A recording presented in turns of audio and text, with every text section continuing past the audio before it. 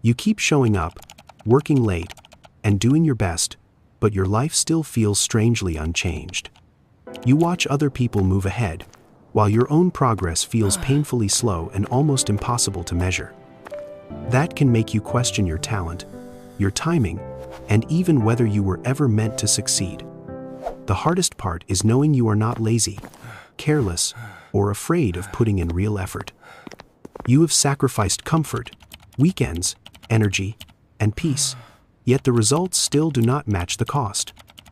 So naturally, you assume the answer must be more discipline, more pressure, and even fewer breaks. But what if working harder is not the missing piece that has been holding you back? Hard work matters because meaningful change rarely happens without patience, courage, and consistent effort over time.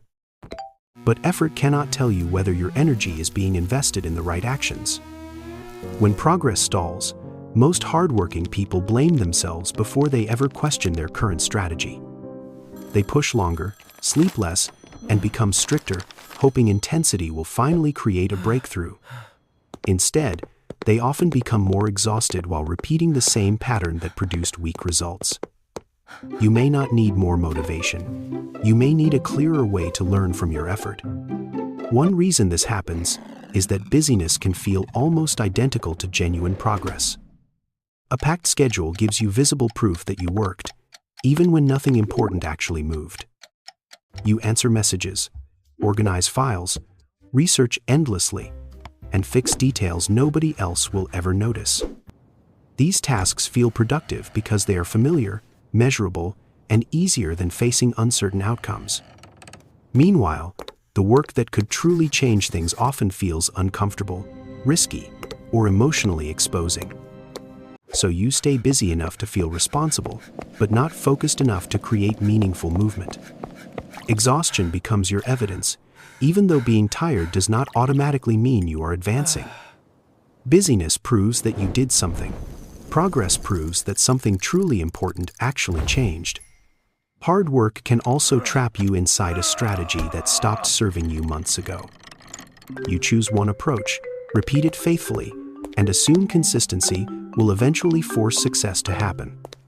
When results stay disappointing, you do not question the method. You question your own worth. So you add more hours, more pressure, and more sacrifice to the exact same approach. That creates a painful loop where effort increases, but useful information is completely ignored. Running faster will never help when the road itself keeps taking you in the wrong direction. Persistence becomes powerful only when you are willing to notice what your persistence is producing. The habit you may be missing is not another routine, planner, or productivity technique. It is the habit of reflection, pausing long enough to study your effort before repeating it. Reflection means asking what worked, what failed, and what your results are trying to teach you. It is not overthinking, replaying mistakes, or turning every disappointing result into personal criticism. Healthy reflection looks at reality with curiosity, honesty, and enough emotional distance to learn. It helps you separate your identity from the strategy you happen to choose at that moment. A weak result can mean the method needs adjustment without meaning that you are a failure. Hard work gives you experience, but reflection turns that experience into direction and better judgment. Without reflection, you can repeat the same year of effort 5 times and call it experience. With reflection, even a difficult week can give you information that changes your next decision. Most people avoid reflection because action feels safer than sitting with disappointing or confusing results. Staying busy creates the comforting illusion that you are still controlling the entire situation. Reflection may reveal that your favorite plan is not working as well as you hoped. It may show that your busiest tasks create almost no value for your most important goal. It may even reveal that fear has quietly been choosing your priorities for a long time. That truth can hurt, especially after you have invested months or years into one direction. But changing your approach means your effort taught you something valuable, not that it was wasted. There is a major difference between quitting your goal and thoughtfully changing your method. Quitting means abandoning something meaningful because the path became difficult, uncertain, painful, or uncomfortable. Adjusting means respecting the goal enough to search for a more effective way forward. Successful people often stay deeply committed to the outcome while remaining flexible about the process. They stay loyal to the destination, but they do not worship one road forever. Real persistence means continuing to learn, not continuing to ignore what the results are saying. You can build this missing habit with a simple 10-minute reflection once every week. Choose a quiet moment when you are calm, not overwhelmed, rushed, or angry with yourself. Put away your phone, open a notebook, and answer 3 questions with complete honesty. The first question is, what actually moved me forward during the past 7 days? Look for actions that produced results, useful feedback, stronger skills, or genuinely clearer opportunities. Do not reward a task simply because it consumed time or felt incredibly difficult. Your most valuable action may have taken only 20 minutes, not the entire exhausting day.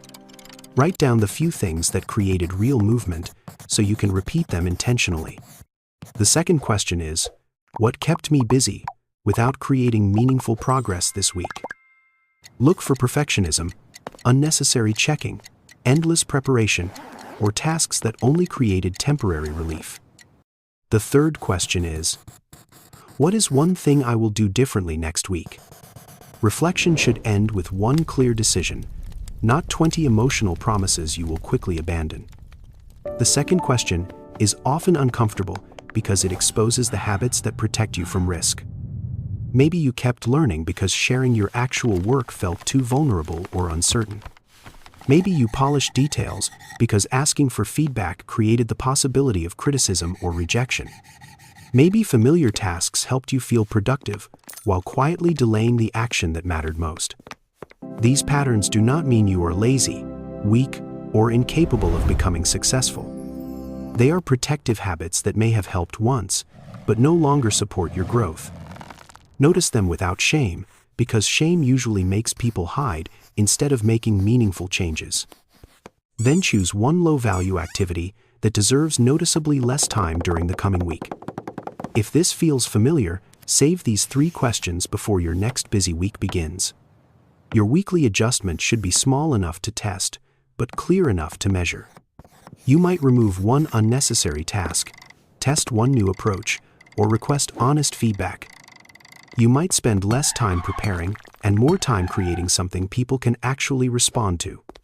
Do not redesign your entire life because one difficult week made you feel discouraged.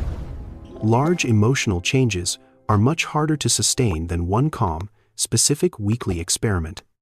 Try the adjustment for 7 days, then return to your notebook and review what happened.